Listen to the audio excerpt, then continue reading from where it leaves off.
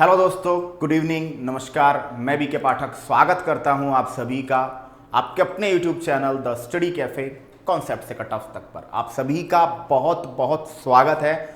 और दोस्तों कुछ दिन के लिए आपको जो क्लासेस हैं वो रिकॉर्डेड वर्जन में ही मिलने वाली हैं।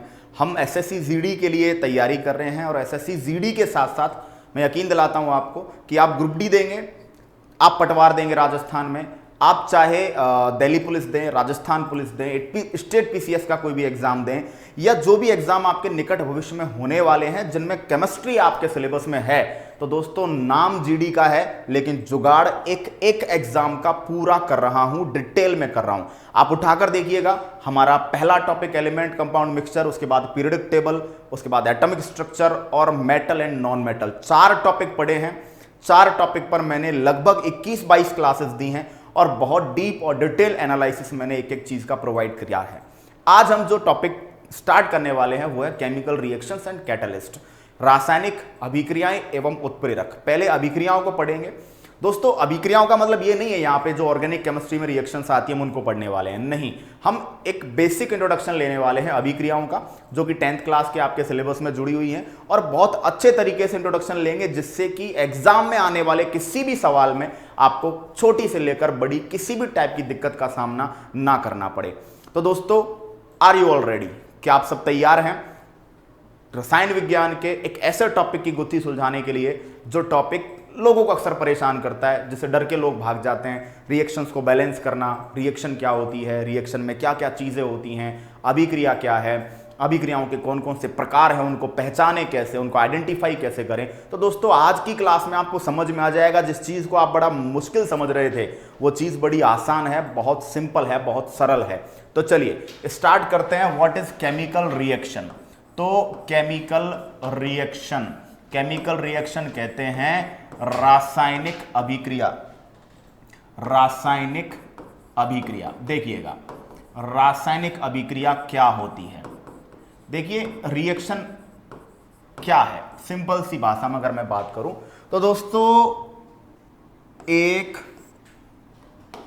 कोई एक या दो से ज्यादा पदार्थ आपस में क्या करते हैं, क्रिया करते हैं, आपस में क्या करते हैं, रिएक्ट करते हैं। रिएक्ट करने से क्या होगा, कुछ बंध टूटते हैं, इनके बीच के कुछ बॉन्ड होते हैं, कुछ बंध जो होते हैं वो क्या होते हैं, टूटते हैं, और कुछ बंध बनते हैं। यानी जब आपस में बहुत सारे पदार्थ रिएक्ट करते हैं, आपस में क्रिया करते हैं, तो कुछ बंध जो होते हैं वो टूटते हैं और कुछ बंध क्या होते हैं बताइए, बनते हैं। और इसके परिणाम स्वरूप क्या बन जाता है दोस्तों, उसके परिणाम स्वरूप नए पदार्थों का निर्माण हो जाता है। इस प्रोसेस को क्या कहते हैं, रासायनिक अभिक्रिया। यानी कि हम कह सकते हैं दो या अधिक क्रियाकारकों द्वारा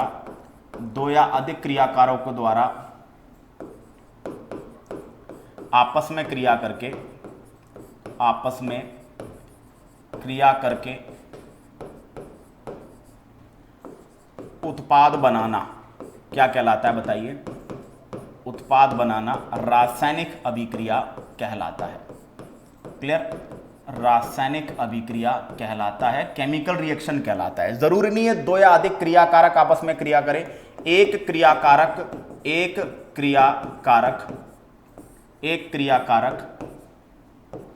टूटकर भी उत्पाद बना सकता है। एक क्रियाकारक हो वो अनेक रूपों में टूटकर भी क्या कर सकता है, उत्पाद बना सकता है, उत्पाद का निर्माण कर सकता है।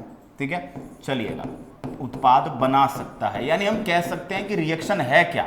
बेसिकली अगर मैं रिएक्शन की बात करूं तो एक या अधिक पदार्थ, एक भी हो सकता है, ज्यादा भी हो सकते हैं, एक या अधिक पदार्थ टूटकर, जुड़कर, बंध का निर्माण करके, बंधों को तोड़कर किसी भी तरीके से अगर कोई नया पदार्थ बना रहा है तो इस पूरी प्रोसेस को क्या बोल देते हैं, केमिकल रिएक्शन कह देते हैं। जैसे मान लीजिए आपके पास है 2H2O।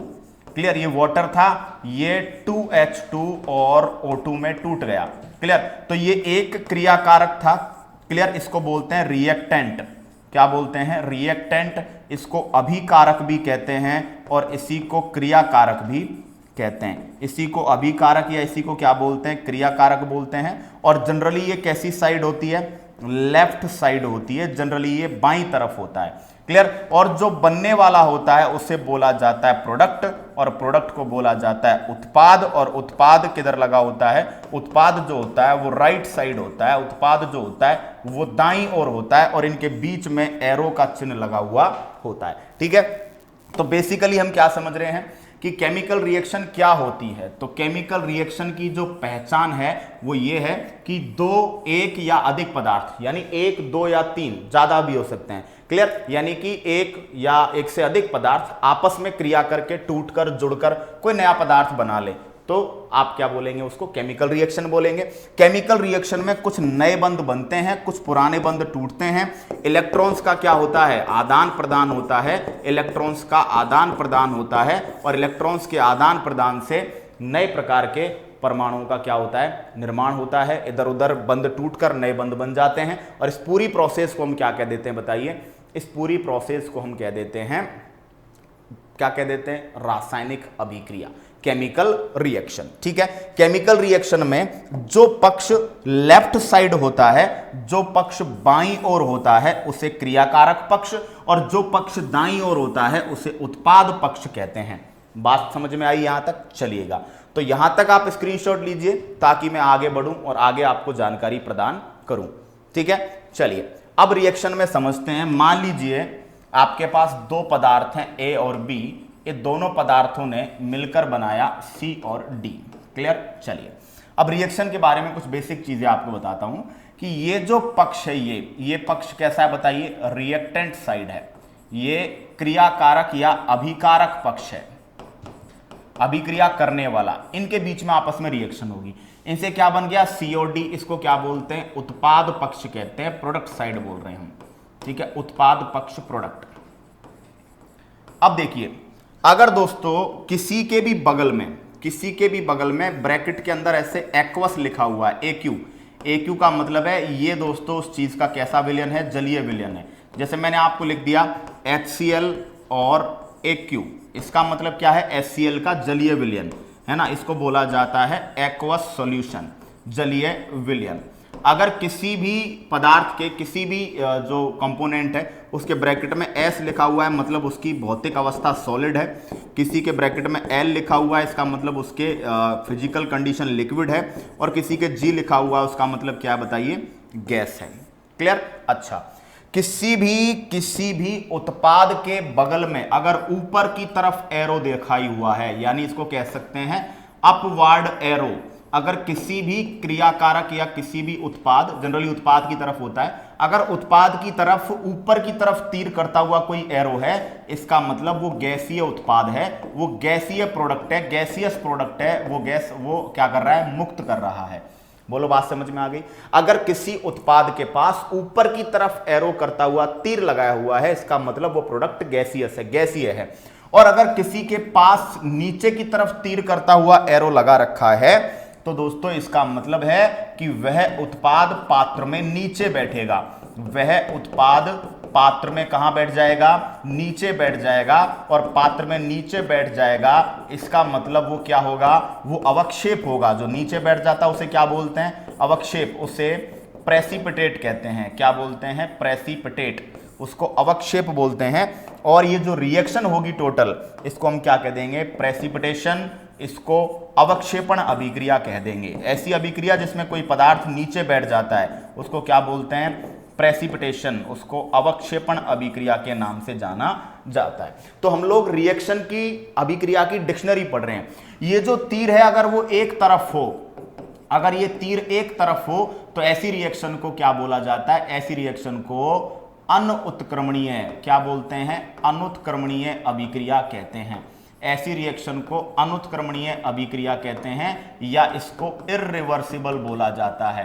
इर्रिवर्सिबल का मतलब जो दोनों दिशाओं में नहीं चलती। लेकिन अगर बीच में तीर इस तरह का दे रखा है दोनों तरफ, क्लियर, तो दोस्तों इसको उत्क्रमणीय अभिक्रिया पढ़ा जाएगा। इसको रिवर्सिबल रिएक्शन, उत्क्रमणीय अभिक्रिया, इसको रिवर्सिबल रिएक्शन पढ़ा जाएगा। रिवर्सिबल रिएक्शन क्या किया जाएगा, पढ़ा जाएगा। बोलो, बात समझ में आ गई यहां तक, चलिएगा। क्लियर? तो दोबारा समझ लीजिए कहानी, दोबारा से बताता हूं। एक तरफ क्रियाकारक है और दूसरी तरफ आपके पास उत्पाद है। क्लियर? क्रियाकारक की तरफ अगर एक्वस लिखा हो मतलब जलीय विलयन है, एस लिखा हुआ हो सॉलिड है, एल लिखा हुआ हो लिक्विड है, जी लिखा हुआ हो गैस है। ठीक है? क्रियाकारक से उत्पाद के बीच में अगर एक सिंगल एरो है एक तरफ जाता हुआ तो ये अभिक्रिया इरिवर्सिबल होगी, अनुत्क्रमणीय होगी। ठीक है? अगर दोनों तरफ एरो जा रहा है तो इस रिएक्शन को क्या बोल देंगे? उत्क्रमणीय, रिवर्सिबल बोल देंगे। ठीक है? अगर उत्पाद पक्ष में किसी उत्पाद के पास ऊपर की तरफ क्या हो रखा हो? एरो हो रखा हो, तो उसको क्या बोल दिया जाता है? गैसीय उत्पाद। और अगर नीचे की तरफ एरो हो रखा हो तो उसे क्या बोलते हैं? अवक्षेप। उसको बोला जाता है प्रेसिपिटेट, क्योंकि वो पात्र में नीचे बैठ जाता है। तो इतनी प्रॉपर जानकारी, एकदम पॉइंट बाय पॉइंट, एकदम की पॉइंट के साथ जानकारी दोस्तों कहीं नहीं मिलेगी आपको, मैं बता रहा हूं। तो हम इतना तरीके से पढ़ रहे हैं कि आपको खुद को फील होगा कि आप एकदम जीरो से, बेसिक से कहानी स्टार्ट कर रहे हो, और बेसिक से ही पढ़ के टॉपिक को टॉप लेवल तक लेकर जाना, ये हमेशा से मेरी क्लासेस की खासियत रही है, ताकि जो बच्चा बेसिक से पढ़ रहा है उसको समझ में आए। तो एक चीज का और आपको ध्यान रखना है कि क्लास को बेटा शेयर करना है। मैं लाइव नहीं हूं तो मतलब रिकॉर्डेड वर्जन है, क्लास को जितना हो पाए आप शेयर कीजिए, और इस तरह शेयर कीजिए, लोगों को लिख के भेजिए भाई साहब कि बेटा ये पढ़ लेगा ना तो नैया पार लग जाएगी। और नैया पार बहुत लोगों की लग चुकी है और बहुत लोगों की लगने वाली है। यहां से पढ़कर भीड़ पालने का मुझे शौक नहीं है, मैं नहीं चाहता कि भीड़ हो मेरे पास। मैं चाहता हूं जो हो वो ऐसे हो कि वो सीधा नौकरी लेके जाएं, बीच रास्ते में रुकने का ना तो उनके दिमाग में इरादा हो और ना उनके पास ऑप्शन हो। ऐसे धुरंधर चाहिए मुझे, और वो धुरंधर मेरे साथ जुड़ते हैं हर एग्जाम में। जैसे स्टेनो एग्जाम में मैं आपको लिख के दे रहा हूं, जिस दिन स्टेनोग्राफर एग्जाम राजस्थान का रिजल्ट आएगा, टॉप रैंकर्स जो होंगे उनमें से 4-5 बच्चे अपने होंगे, जो 1 to 10 रैंकर्स होंगे उनमें से 4-5 बच्चे हमारे होंगे। ये मैं आपको एडवांस में बात बता रहा हूं। चलिए, अब दोस्तों ये तो बात समझ में आ गई। दूसरी बात दोस्तों, खास बात जो हम एग्जाम के पॉइंट ऑफ व्यू से पढ़ेंगे कि आपने मान लीजिए रिएक्शन बना दी ABCD। एक खास बात है दोनों तरफ दोस्तों, प्रत्येक परमाणु कोई भी एटम की बात की जाए, वो चाहे लेफ्ट साइड में देख लेंगे आप, चाहे राइट साइड में देख लेंगे, लेफ्ट साइड और राइट साइड में परमाणुओं की संख्या क्या होगी बताइए? समान होगी। ये बात ध्यान रखेंगे आप कि भैया जब भी रिएक्शन होगी, जब भी अभिक्रिया होगी, क्लियर? तो दोस्तों दाएं पक्ष और बाएं पक्ष मतलब क्रियाकारक पक्ष और उत्पाद पक्ष में सभी प्रकार के परमाणुओं की संख्या क्या होगी? समान होगी। और इसी के बेस पर हम लोग रिएक्शन को क्या करेंगे? बैलेंस करेंगे। इसी के बेस पर हम लोग रिएक्शन को क्या करेंगे बताइए? बैलेंस करेंगे। हम लोग अभिक्रिया को संतुलित करना सीखेंगे।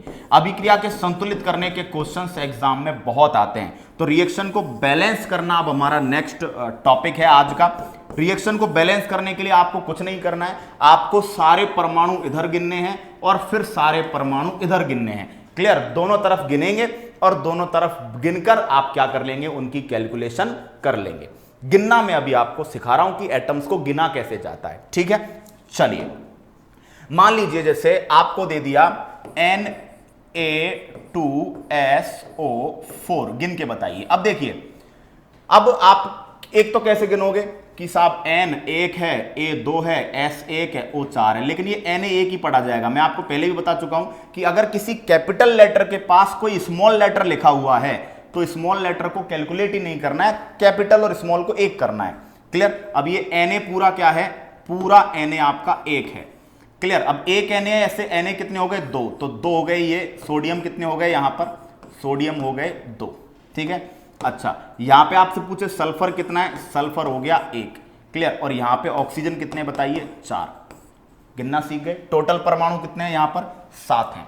इसी तरह आपसे गिनवा रहा है, मान लीजिए CO2, तो कार्बन हो गया 1, ऑक्सीजन हो गए 2, बताइए कितने हो गए? 3।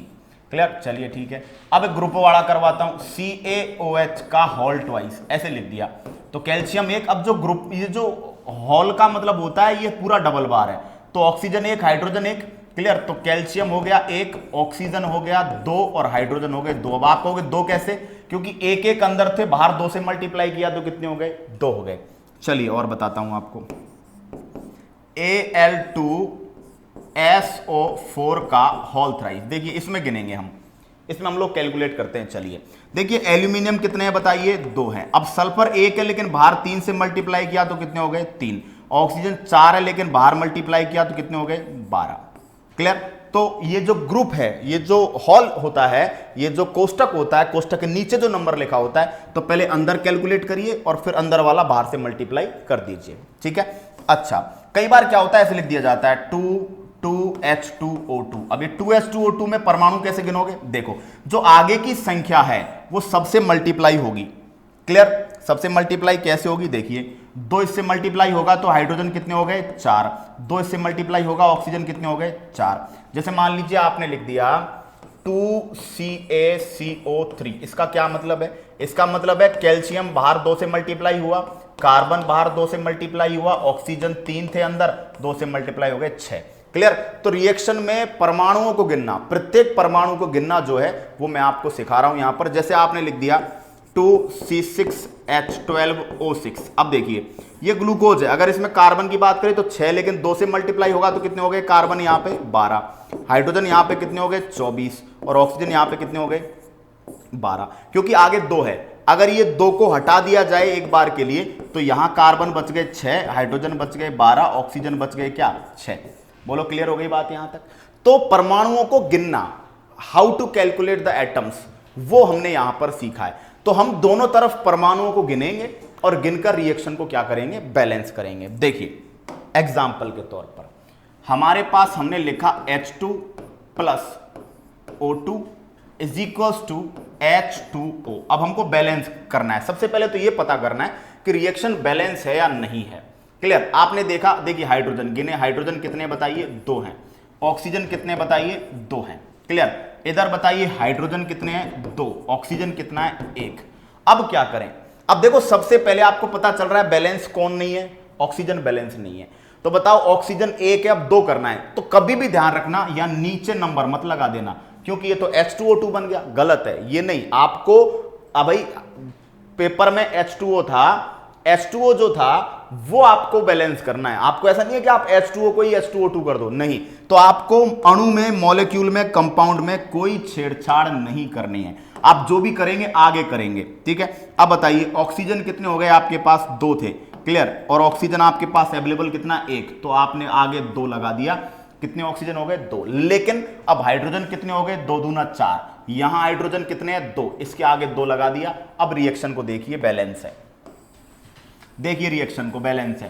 पहले क्या था समझिए, पहले हाइड्रोजन 2 थे, ऑक्सीजन 2 थे। अब हाइड्रोजन 2 थे, ऑक्सीजन को 2 करने के लिए हमने आगे 2 लगाया। अभी हो गया 2 दूना 4, तो हमने आगे भी क्या लगा दिया, 2। अब मिलके देख लीजिए हाइड्रोजन कितने हैं, 4 हैं, ऑक्सीजन है 2। इधर भी कैलकुलेट करके देख लीजिए, हाइड्रोजन 4 हैं, ऑक्सीजन है 2।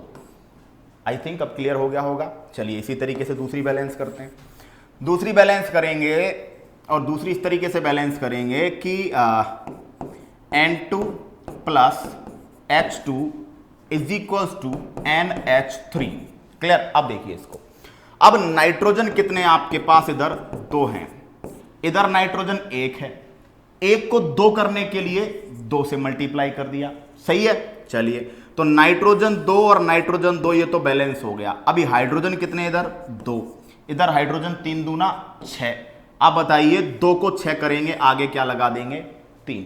बैलेंस 2 इंटू 3 बराबर हो गए 6। बताइए रिएक्शन बैलेंस। रिएक्शन बैलेंस तो आपने सीख लिया करना कि आप कैसे सीखे। ये 3 आपने लगा दिया इसके आगे, क्लियर, और ये 2 आपने लगा दिया इसके आगे, और रिएक्शन आपने क्या कर दी, बैलेंस कर दी। क्लियर। क्यों किया था, दोबारा से एक बार और अच्छे से समझा देता हूं आपको। इसलिए किया था क्योंकि हम क्या चाहते हैं, हम दोनों तरफ परमाणुओं की संख्या समान करना चाहते हैं, और वो संख्या समान करने के लिए हमें मजबूरन ये करना पड़ा कि देखिए 2 नाइट्रोजन थे, यहाँ 2 लगा दिया, 2 नाइट्रोजन कर दिए। अब हाइड्रोजन 6 हो गए, यहाँ 2 थे, यहाँ 3 लगा के 6 कर दिया। ठीक है। आगे बैलेंस करते हैं।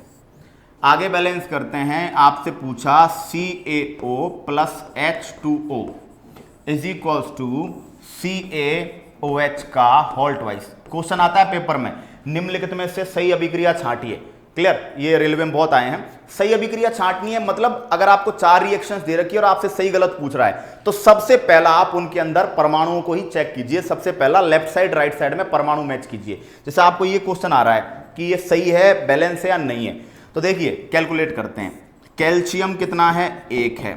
ऑक्सीजन कितनी है, ऑक्सीजन 1 और 1 2 है टोटल। हाइड्रोजन कितने हैं, 2। चलिए ठीक है, इधर कैलकुलेट करते हैं। कैल्शियम कितना है, 1। ऑक्सीजन देखिए 1 और ये बाहर हो गया 2, तो ऑक्सीजन 2। हाइड्रोजन अंदर 1 बाहर हो गया 2, हाइड्रोजन 2। बताओ ये तो बैलेंस है ऑलरेडी, और ये बैलेंस है तो हमें कुछ भी नहीं करना है, ये बैलेंस है ऑलरेडी, हमको इसको बैलेंस नहीं करना, हमको इसको चेक करना था, हमने किया और करके हम सीख गए कि हाँ भैया ये तो रिएक्शन सही है, कोई दिक्कत नहीं है। तो चलिए भैया, कोई दिक्कत आई आपको, बोलिए। अब चलिए, अब एक रिएक्शन और देता हूं आपको। NaOH plus H2SO4 is equals to Na2SO4 plus H2O। अब ये रिएक्शन पहचाननी है। देखिए सबसे पहले पहचानते हैं। सोडियम कितना इधर, 1 है। ऑक्सीजन कितने हैं, 5 हैं भाई, 1 और 4 5। सल्फर कितना है, 1 है। और हाइड्रोजन कितना है बताइए, हाइड्रोजन आपके पास हो गए 3। क्लियर। इधर आप देखेंगे सोडियम कितने हैं, 2, ये तो रिएक्शन यही गड़बड़ हो गई। चलिए तो अब हम बैलेंस करना, सबसे पहला पकड़ो, सबसे शुरुआत से ही चालू करो। सबसे पहले यहीं से चालू करो। सोडियम इधर 1 उधर 2, बताओ इधर क्या लगा देंगे, 2। क्लियर। अब सोडियम को छेड़ना नहीं है, सोडियम बैलेंस है, ठीक है। अब देखते हैं, देखो सोडियम 2 ये ठीक है। अब ऑक्सीजन पकड़ते हैं। ऑक्सीजन इधर 1 और इधर 4, कितने हो गए, 5। इधर ऑक्सीजन 4 और इधर 5, ये भी बैलेंस है, ठीक है। सल्फ हाइड्रोजन 2 और 1 3, तो हाइड्रोजन 2। अब ये हाइड्रोजन बच गए कितने आपके पास, 2 बच गए। अब क्या करें यार, अब कैसे बैलेंस करें भाई, नहीं नहीं नहीं नहीं नहीं नहीं नहीं, देखो रिएक्शन समझो। हाइड्रोजन हो गए 2 और 2 4 हो गए हाइड्रोजन, तो यहां आप क्या लगा देंगे, यहां आप लगा देंगे 2H2O। हमने एक जगह गलती कर दी, पता है आपको कहां गलती कर दी, देखिए कैलकुलेशन में गलती कर दी एक जगह। देखिए हमने जैसे ही बैलेंस किया किसको भाई, सोडियम आपके पास कितना था, हटा ही देता हूं। सोडियम आपके पास इधर 1 है इधर 2 है, तो हमने 2 लगा दिया। अब सोडियम तो बैलेंस हो गया। अब ऑक्सीजन नेक्स्ट पे आते हैं। ऑक्सीजन देखिए 2 और 4 6, इधर हो गए 4 और इधर है 1। अब इस 1 को हम क्या कर सकते हैं, आगे 2 लगा के 2 कर दिया, हो गए 6, ठीक है। अब आते हैं सल्फर। सल्फर 1 और सल्फर 1 बैलेंस है। हाइड्रोजन देखिए 1 और 1, ये 2 हो गए, 2 और 2 4, तो ये भी 2 और 2 4। रिएक्शन क्या हो चुकी बताइए आपकी, बैलेंस हो चुकी। रिएक्शन आपके बैलेंस है। कोई दिक्कत, कोई भी दिक्कत मुझे नहीं लगता आपको होने वाली है, ठीक है। अच्छा इसको करिए, बहुत ही अच्छा। C6H12O6 प्लस इसकी क्रिया ऑक्सीजन से करवा दी, बदले में कार्बन डाइऑक्साइड बन गया प्लस H2O बन गया। अब आपको इसको बैलेंस करना है, आपको इसको क्या करना है, बैलेंस आउट करना है। करिए। देखिए अब हम सबसे पहले शुरुआत कहां से करेंगे बताइए, यहां से करिए शुरुआत, पहले नंबर से। जो बैलेंस होता जाए उसको काटते जाइएगा। इधर हो गए 6, इधर कार्बन कितना है 1, तो बताइए आगे क्या लगा दिया 6। अभी कार्बन बैलेंस। चलिए हाइड्रोजन हो गए 12 हाइड्रोजन इधर है, 2 हाइड्रोजन इधर है, 6 लगाया, हो गए 12। अभी हाइड्रोजन भी बैलेंस। चलिए अब ऑक्सीजन, चलिए 6 और 2 8, इधर 6 दूना 12 और 6 18। अब इधर 6 इसको तो छेड़ नहीं सकते क्योंकि आगे नंबर लगाएंगे तो पूरा डिस्टर्बेंस हो जाएगा, तो 6 हो गई ये और 18 है उधर, बच गए 12। तो इसको 12 करने के लिए क्या लगा दीजिए, 6 लगा दीजिए, बैलेंस है। यहां 6 लगाया, यहां 6 लगाया, यहां 6 लगाया। अब कैलकुलेट कर लीजिए। देखिए कार्बन 6, हाइड्रोजन 12, हाइड्रोजन 6 दूना 12, ऑक्सीजन 6 और 6 दूना 12 18, तो 6 और 6 दूना 12 18। बताइए रिएक्शन क्या हो चुकी है आपके, बैलेंस हो चुकी है। और रिएक्शन बैलेंस हो चुकी है तो आप सीख गए हैं अभिक्रियाओं को बैलेंस करना। क्लियर। चलिए एक और देता हूं आपको। H2CO3 plus NaOH is equals to Na2CO3 dot plus H2O। इसको बैलेंस करेंगे जरा। अब देखिए सोडियम, पहले हाइड्रोजन पे आते हैं। 2 हाइड्रोजन, ठीक है, 2 हाइड्रोजन 1 हाइड्रोजन। क्लियर। इधर 2 हाइड्रोजन इधर 1 हाइड्रोजन, ये तो अभिक्रिया गड़बड़ हो रही है, ठीक है। इधर 2 हो गए, ठीक है, और एक 3 हो गया, इधर है 2, अब क्या करें, ठीक है, इसको छेड़ नहीं सकते आप, क्लियर। तो आप हाइड्रोजन को अभी के लिए हमारे समझ में नहीं आ पा रहा है, इधर 2 और एक 3 है और उधर कितना है 2 है। अब इसको बैलेंस कैसे करें, इसको बैलेंस कैसे करें भाई, इधर 3 उधर 2, कैसे बैलेंस करें, 4 भी होती 6 भी होती तो 3 से मल्टीप्लाई कर देते, है ना। अब गुणा करने पे भी काम नहीं चलेगा, तो अब हम क्या करें, तो अब हम पहले आते हैं दूसरी चीज़ों पर। पहले जो क्लियर कट हमें दिख रहा है उसको देख लेते हैं। ये सोडियम इधर 1 है और इधर कितने हैं 2, ये तो क्लियर कट दिख रहा है यार, क्लियर कट दिख रहा है, तो इधर क्या लगा दिया आपने 2 लगा दिया। अब 2 लगाने के बाद फिर चलिए वापस से, ठीक है, कि कार्बन 1 ये भी सही है, ठीक है, और CO3 तो पूरा CO3 आ गया उधर, ये भी सही है। हाइड्रोजन देखिए 2 हाइड्रोजन और 2 हाइड्रोजन हो गए 4, यहां लगाया 2 हो गए कितने 4। अब ऑक्सीजन देखिए 2 और 3 5, इधर ऑक्सीजन देखिए 3 और 2 5, बताइए बैलेंस है। तो ये बैलेंस और ये बैलेंस। तो कई बार हमें जो क्लियर कट दिख जाए सबसे पहले उसे बैलेंस कर लीजिए, जिससे कि आपकी जो परेशानी है वो क्या हो जाए बताइए, सॉल्व हो जाए, आपकी परेशानी सॉल्व हो जाए।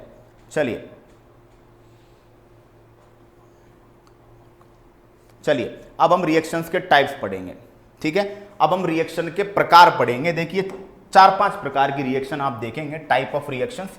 सबसे पहला संयोजन अभिक्रिया, संयोजन को बोला जाता है कॉम्बिनेशन। दूसरी होती है अपघटन को बोला जाता है वियोजन।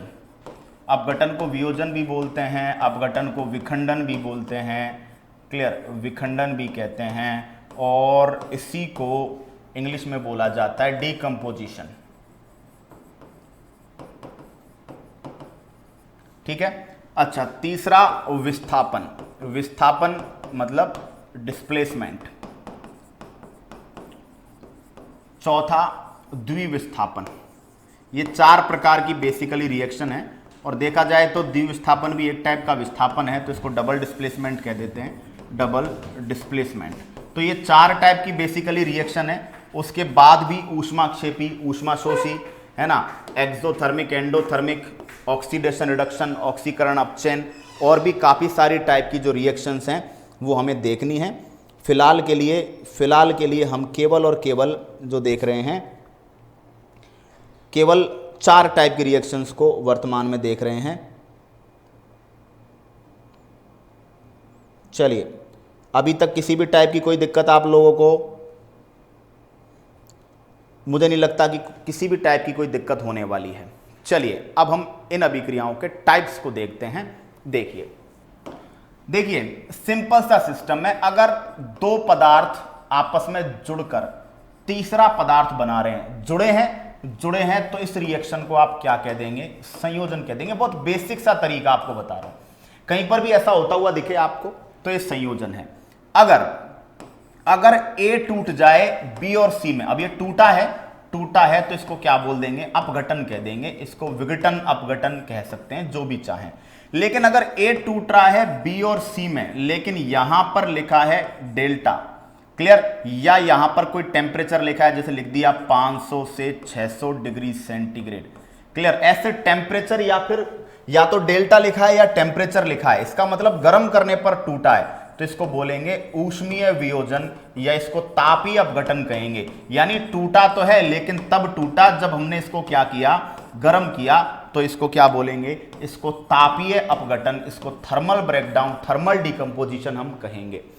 अगर A टूटता है B और C में, लेकिन हम यहां पर लिखते हैं 5 वोल्ट या हम लिखते हैं 2 एम्पियर, यानी आप इलेक्ट्रिसिटी की वैल्यू लिख रहे हो, तो दोस्तों इसको विद्युत अपघटन या इसको हाइड्रोलाइसिस कहेंगे, विद्युत अपघटन सॉरी, या इसको क्या बोलेंगे, इलेक्ट्रोलाइसिस, क्या बोलेंगे, इलेक्ट्रोलाइसिस कहेंगे, विद्युत अपघटन कहेंगे।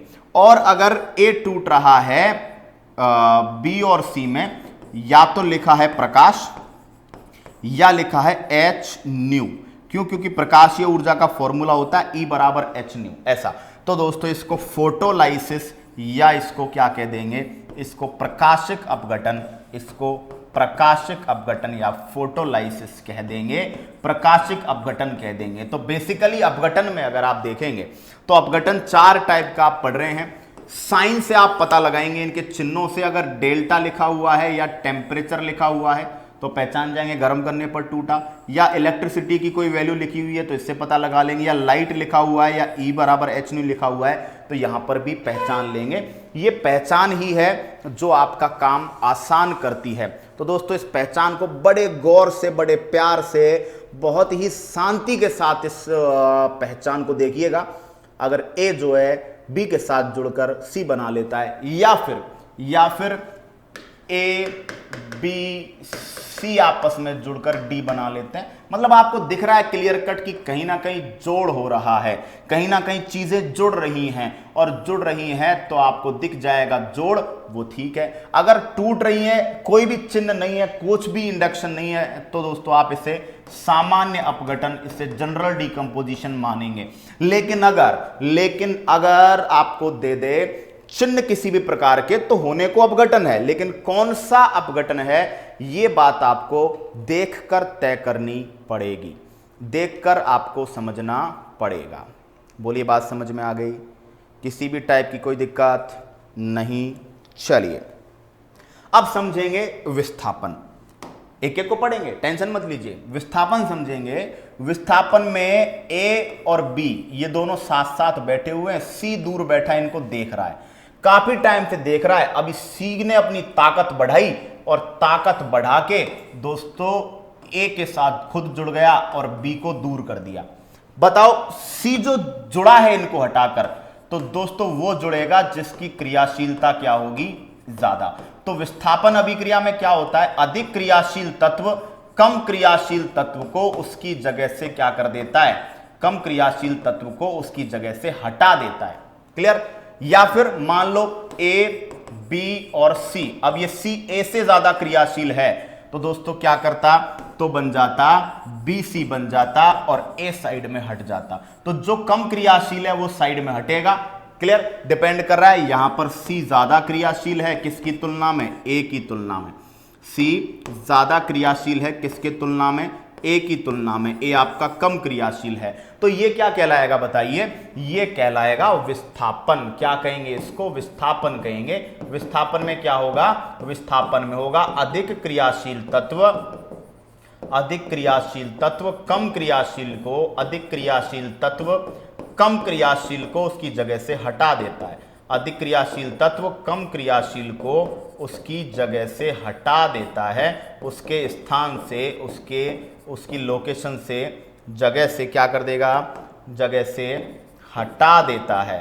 उसकी जगह से हटा देता है तो बताइए आराम से वो उसकी जगह बैठ जाता है। That is displacement. तो डिस्प्लेसमेंट में कोई एक हटेगा, दूसरा उसकी जगह आ जाएगा। ठीक है? अच्छा, डबल डिस्प्लेसमेंट, द्विविस्थापन, तो हर द्विविस्थापन अपने आप में एक विस्थापन है। ठीक है भाई, डबल डिस्प्लेसमेंट में विस्थापन 2 बार हो रहा है, बात तो वही है। डबल डिस्प्लेसमेंट को बोला जाता है द्विविस्थापन। अब इसको समझिएगा, आप चुटकियों में समझेंगे। देखिए इधर बैठा है AB और इधर बैठा है CD। यहां क्रियाशीलताओं का काम नहीं है, यहां तो केवल एक्सचेंज है। देखिए D इसकी जगह आया, B इसकी जगह चला गया, बोलो क्या बन गया? AD प्लस BC बन गया। या फिर हो सकता है AC प्लस क्या बन जाए? BD बन जाए। एक दूसरे के साथ आपस में जगह एक्सचेंज कर ली, इसको बोलते हैं डबल डिस्प्लेसमेंट। क्लियर? तो डबल डिस्प्लेसमेंट के सबके एग्जांपल्स मैं आपको बताऊंगा, टेंशन बिल्कुल नहीं लेनी है आपको, बिल्कुल प्यार से चलेंगे, सिस्टम से चलेंगे, तरीके से चलेंगे। चलिए बोलिए यहां तक किसी भी टाइप की दिक्कत आपको? अब दोस्तों जब हमने विस्थापन पढ़ा है तो हम क्या पढ़ेंगे? क्रियाशीलता पढ़ेंगे। किसकी क्रियाशीलता ज्यादा है, किसकी क्रियाशीलता कम है। तो एक ट्रिक पढ़ा रहा हूं मैं आपको दोस्तों, ट्रिक पढ़ा रहा हूं। लीना के बापू ने काका से, लीना के बापू ने काका से मांगी अलमारी, लीना के बापू ने काका से मांगी अलमारी, जमीन, करोड़ रुपए। देखिए लीना है, उसके बापू ने, एक लड़की है लीना, उसके बापू ने काका से क्या क्या मांगा। ठीक है? तो वो बता रहा है, लड़के दहेज मांगते थे, अभी लड़की मांग रही है। ठीक है? ऐसा जमाना आने वाला है। ठीक है? लीना के बापू ने काका से मांगी अलमारी, जमीन, करोड़ रुपए, और क्या क्या बोला देखो, और बोला लोहे की सीढ़ी को लोहे की सीढ़ी को नीचे से पुतवाओ। भाई लोहे की सीढ़ी दो, उसको नीचे से पुतवाओ ताकि उस पर क्या ना लगे, जंग ना लगे। लोहे की सीढ़ी को नीचे से पुतवाओ और क्या क्या बोला भाई, लोहे की सीढ़ी को नीचे से पुतवाओ और साथ में प्लेटें दो, किसकी, तांबे चांदी की प्लेट दो। और बोला तांबे चांदी की प्लेट और सोना दो। क्या क्या बोला, तांबे की प्लेट और सोना दो। इतनी चीजें मांग कर ली। बताओ ट्रिक देखिए अभी सिंपल। लीना से बनेगा लिथियम, के से बनेगा पोटेशियम, Ba से बनेगा बैरियम, ने से बनेगा सोडियम, काका से बनेगा कैल्शियम, से बनेगा स्ट्रोंशियम, मांगी से बनेगा मैग्नीशियम, है ना, अलमारी से बनेगा एल्यूमिनियम, मारी से बनेगा मैग्नीज, जमीन से बनेगा जिंक, करोड़ से बनेगा क्रोमियम, रुपए तो ये तो वैसे ही है, ठीक है, करोड़ से करोड़ रुपए, ठीक है, क्लियर। उसके बाद आप लोहे की आयरन हो गया, सीडी हो गया कैडमियम, को से हो गया कोबाल्ट, नीचे हो गया निकल और पुतवाओं से बन गया लेड। अब दोस्तों यहां से बीच में आती है हाइड्रोजन गैस, क्लियर। तो हाइड्रोजन गैस से ज्यादा क्रियाशीलता इन सब की है, ये सब हाइड्रोजन गैस को हटा सकते हैं, क्लियर। ये तांबा हो गया कॉपर, ये हो गया चांदी, प्लेट से बन गया प्लेटिनम और ये बन गया सोना, ठीक है। तो प्लेटिनम और सोना लगभग इनकी क्रियाशीलता ना के बराबर है, दोनों की क्रियाशीलता लगभग बराबर है, ठीक है। तो ट्रिक देखिए, ये जो ऊपर ही ऊपर आएंगे इस ट्रिक में वो ज्यादा क्रियाशील हैं, क्लियर, रिएक्शन के बेसिस पर, विस्थापन अभिक्रिया के बेसिस पर। तो मतलब जो रिएक्शन में ऊपर आ रहा है वो नीचे वाले को उसकी जगह से हटा सकता है। भाई सोचिए लिथियम की क्रियाशीलता ज्यादा है तो लिथियम क्या कर सकती है, लिथियम हाइड्रोजन गैस को हटा सकती है, लिथियम कॉपर को हटा सकती है, तांबे को हटा सकती है ना, चांदी को हटा सकती है, क्योंकि लिथियम क्रियाशीलता ज्यादा है। तो ध्यान रखिएगा कि जिसकी क्रियाशीलता इस ट्रिक में ज्यादा आ रही है वो अपने से कम वाली धातु को हटा सकता है। जैसे एग्जांपल लेता हूं मैं, ZnSO4 प्लस Cu बदले में बन जाए CuSO4 प्लस Zn।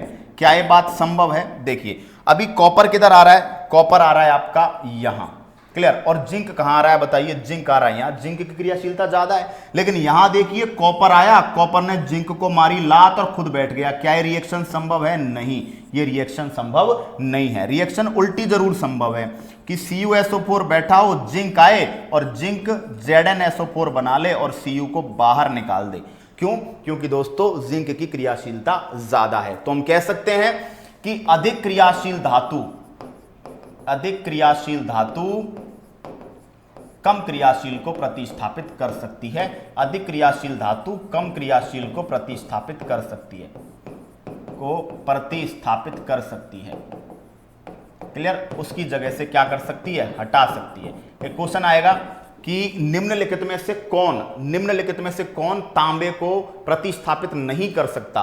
तो तांबे को प्रतिस्थापित ऊपर वाले तो सारे कर देंगे, नीचे वाले नहीं कर सकते। चांदी नहीं कर सकती, प्लेटिनम नहीं कर सकता और सोना नहीं कर सकता। ये तांबे को प्रतिस्थापित नहीं कर सकते, तांबे को उसकी जगह से हटा नहीं सकते। तो ट्रिक क्या याद रखेंगे, देखिए, लीना के बापू ने काका से मांगी अलमारी, जमीन, करोड़ रुपए और लोहे की सीढ़ी को नीचे से पुतवाओ, तांबे चांदी की प्लेट और क्या दो, सोना दो। तांबे चांदी की प्लेट और क्या क्या दो बताइए, सोना दो, क्लियर। तो जैसे जैसे क्रियाशीलता, अच्छा सबसे ज्यादा क्रियाशील धातु दो, मैक्सिमम क्रियाशीलता इन दोनों की लगभग बराबर है। तो लिथियम और पोटेशियम, कई जगह पोटेशियम को सर्वाधिक क्रियाशील धातु माना गया, दोनों बराबर हैं, लेकिन एनसीईआरटी ने एक जगह लिखा है कि सर्वाधिक क्रियाशील धातु क्यों कौन सी है बताइए, लिथियम है। रिएक्शन के बेसिस पर जब अभिक्रियाओं की बात की जाए तो सबसे ज्यादा क्रियाशीलता आपके पोटेशियम की है, क्लियर। लिथियम को भी माना जाता है, दोनों बराबर ही हैं, लेकिन ये लाइन अलग से एनसीईआरटी ने लिखी हुई है, दैट्स वाई हमें कई बार एग्जाम में क्वेश्चन आए तो इस टाइप से हमें समझ लेना चाहिए, क्लियर। ये जो सीरीज आपको पढ़ाई है ये विद्युत रासायनिक श्रेणी है, इसको इलेक्ट्रोकेमिकल सीरीज बोला जाता है। और ये इलेक्ट्रोकेमिकल सीरीज हमें बताती है कि कौन सा तत्व किस तत्व को उसकी जगह से हटा सकता है, क्लियर। चलिए ओके, जैसे हम लोग आगे पढ़ रहे हैं अभी, अब जैसे मैंने बोल दिया H2SO4 plus Ag is equals to AgSO4 plus H2। क्या ये रिएक्शन पॉसिबल है? क्या नहीं है? नहीं है भाई। क्यों नहीं है? ऐसा क्यों? क्योंकि दोस्तों Ag की क्रियाशीलता कम है। क्लियर? कम है तो ये इसको हटा नहीं सकता, नहीं हटा सकता तो रिएक्शन पॉसिबल नहीं है। बोलो सही है? अच्छा पहचानो, 2H2 plus O2 is equal to 2H2O। कौन सी रिएक्शन है? CaCO3 dot CaO plus CO2। ये रिएक्शन कैसी है? पहचान के बताइए। ये डेल्टा लगा दिया।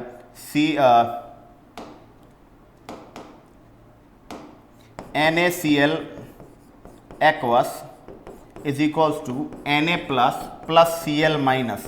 क्लियर? और इसमें लिखा वोल्टेज एम्पियर। अब समझिए, देखिए ये क्या है? संयोजन है। आप सबको पता है चीजें जुड़ रही हैं। ये क्या है बताइए? ये क्या है? इसको गर्म किया। ये क्या है बताइए? तापीय अपघटन है। गर्म करने पर तोड़ा तो डेल्टा का साइन बताएगा हमें कि ये तापीय अपघटन है। ये वोल्टेज और एम्पियर बता रहा है कि आपने विद्युत धारा प्रवाहित की है तब ये टूटा है, तो इसको क्या बोल देंगे? विद्युत अपघटन, इलेक्ट्रोलाइसिस। ठीक है? तो आई होप सो चीजें समझ में आपको आ गई होंगी। तो कल बाकी और एग्जांपल्स के साथ बात करेंगे। जैसे मान लीजिए लिख दिया N2 plus 3H2 is equal to 2NH3, तो ये क्या है बताइए? संयोजन है। क्लियर? अब जैसे 2AgCl या 2AgBr, ये क्वेश्चन बड़ा आया एग्जाम में। कल और बताऊंगा दो एग्जांपल जो एनसीईआरटी ने बहुत पूछे हैं। दोस्तों सिल्वर क्रोमाइड, सिल्वर ब्रोमाइड है। इनको सिल्वर क्लोराइड ब्रोमाइड को रंगीन बोतल में रखते हैं, लेकिन अगर इनको रंगीन बोतल में ना रखें और इन पर कैसा प्रकाश पड़े? श्वेत प्रकाश पड़े, इन पर व्हाइट लाइट पड़े, तो ये क्या करेंगे? ये दोस्तों प्रकाश की उपस्थिति में H, प्रकाश की उपस्थिति में ये क्या बना लेंगे? 2Ag plus Cl2 chlorine gas बना लेंगे, 2Ag plus Br2 bromine gas. Clear? तो ये अपघटित हो जाएंगे। तो ये क्या रहेगा बताइए? ये किसका एग्जाम्पल बनेगा? प्रकाशिक अपघटन का। ये एग्जाम्पल आपका बनेगा फोटोलाइसिस का। तो बच्चों क्लास को दबाकर शेयर कीजिएगा, बच्चों को, अपने दोस्तों को, साथियों को, दुश्मनों को बताइएगा इस क्लास के बारे में कि कैसी चल रही है विज्ञान की रेल। और उम्मीद करता हूं आप चीज़ों को समझ पा रहे होंगे। एग्जाम्पल्स के थ्रू मैंने आपको समझा दिया और कल भी मैं और एग्जाम्पल्स लेकर आऊँगा नेक्स्ट क्लास में। तो आज की क्लास को यहीं पर विराम देना उचित समझूंगा और उम्मीद करता हूं कि आज के सेशन को आपने बड़े प्यार से एंजॉय किया होगा और बहुत ही बेसिक जानकारियों के साथ ये सेशन मैंने करवाया आपको। अब बेटा जो लोग चाहते हैं राजस्थान में किसी भी वैकेंसी की तैयारी करना, स्टेट पर, नेशनल लेवल पर, सेंट्रल पर, रेलवे पर किसी भी वैकेंसी की तैयारी करना चाहते हैं, तो परीक्षा एप्लीकेशन पर बच्चों रेलवे कैटेगरी में जाइएगा। रेलवे कैटेगरी में जाकर आप पूरा साइंस का कोर्स मेरा 140 plus videos in physics, in chemistry and in bio with PDFs in Hindi and English both in 9 month validity हम प्रोवाइड कर रहे हैं। डाउनलोडिंग इन ऐप, यानी आप वीडियोस को एप्लीकेशन के अंदर डाउनलोड कर सकते हैं ताकि आप बार बार एक आपको वीडियो को देखने के लिए इंटरनेट चार्ज ना करना पड़े। फीस जो है वो 1299 रखी गई है, लेकिन अभी आपके लिए BK पाठक 40 कैपिटल में लगेगा। BK पाठक 40 बिना स्पेस के BK पाठक 40 कोड पर 40% का आपको इनिशियल ऑफ प्रोवाइड कर रहे हैं और 780 रुपीज़ में 9 मंथ के लिए आप साइंस की दुनिया में प्रवेश कर जाएंगे। किसी भी टाइप की इंक्वायरी के लिए आप हमारे हेल्पलाइन नंबर 8600978622 पर क्या कर सकते हैं? मैसेज या कॉल करके आप अपनी जानकारी प्राप्त कर सकते हैं। तो उम्मीद करता हूं अच्छे से सेशन को आपने एंजॉय किया होगा। आगे बात हमारी नेक्स्ट क्लास में होगी। तब तक के लिए मेरी तरफ से आप सभी